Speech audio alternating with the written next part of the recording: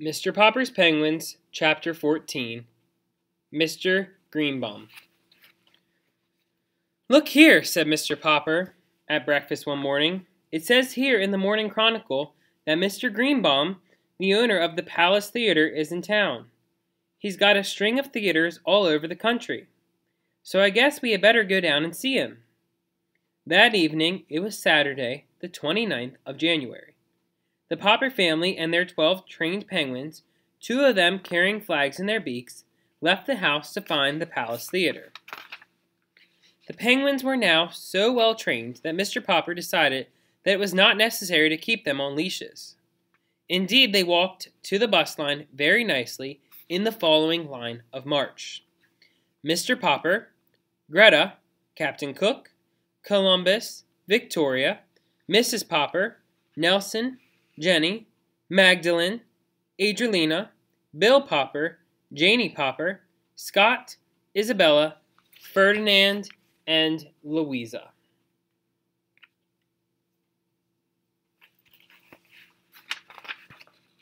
The bus stopped at the corner, and before the astonished driver could protest, they all climbed on and the bus was on its way. "Do I pay half fare for the birds, or do they go free?" asked Mr. Popper. "Janie gets half fare, but I'm 10, said Bill. "Hush," said Mrs. Popper, as she and the children found their seats. The penguins followed in an orderly fashion. "Say, mister," said the driver, "where do you think you're going with that exhibit?" "Downtown," said Mr. Popper. "Here, let's call it 50 cents, and let it go by that." "To tell the truth, I lost count when they went past me," said the driver. "It's a trained penguin act," explained Mr. Popper. "Are they really birds?" asked the driver. "Oh, yes," said Mr. Popper. "I'm just taking them down to the palace to interview Mr. Greenbaum, the big theater owner." "Well, if I hear any complaints, off they go to the next corner," said the driver. "Fair enough," said Mr. Popper, who wanted to ask for transfers in that case, but decided to let well enough alone. The penguins were behaving very well. They were sitting quietly 2 in a seat, while the other passengers looked on. "Sorry," said Mr. Popper, addressing everyone in the bus, "but I'll have to open all the windows. These are Antarctic penguins, and they're used to having it a lot colder than this." It took Mr. Popper quite a while to open the windows, which were stuck fast. When he had succeeded, there were plenty of remarks from the other passengers. Many of them began to complain to the driver, who told Mr. Popper to take the birds off his bus. He had to repeat this several times. Finally, he refused to take the bus any further until Mr. Popper got off. But this time, however, the bus had got so far downtown that none of them minded having to get out into the street. Only a block ahead of them shone the lights of the Palace Theater. "Hello," said the theater manager, as the Poppers and the penguins trooped past him. "Sure, Mr. Greenbottom's here in my office.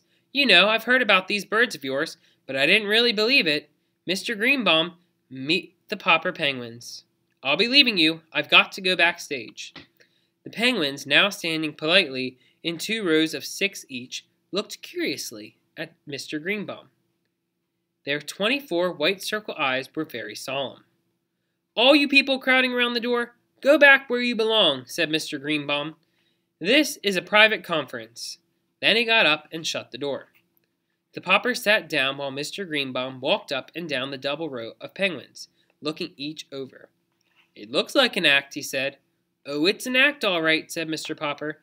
"It's Popper's Performing Penguins. First time on any stage. Direct from the South Pole." He and Mrs. Popper had thought of his name for the act.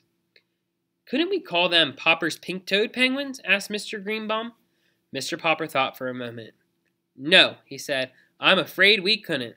That sounds too much like chorus girls or ballet dancers, and these birds are pretty serious. I don't think they'd like it." "All right," said Mr. Greenbaum. "Show me the act." "There's music to it," said Janie. "Mama plays the piano." "Is that true, madame?" asked Mr. Greenbaum. "Yes, sir," answered Mrs. Popper. "Well, there's a piano behind you," said Mr. Greenbaum. "You may begin, madame. I want to see this act. If it's any good, you people have come to the right place. I've got theaters from coast to coast. But first, let's see your penguins perform, madame."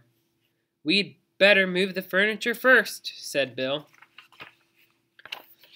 And that is the end of Mr. Popper's Penguins, Chapter 15. If you like my channel, you can like and subscribe below.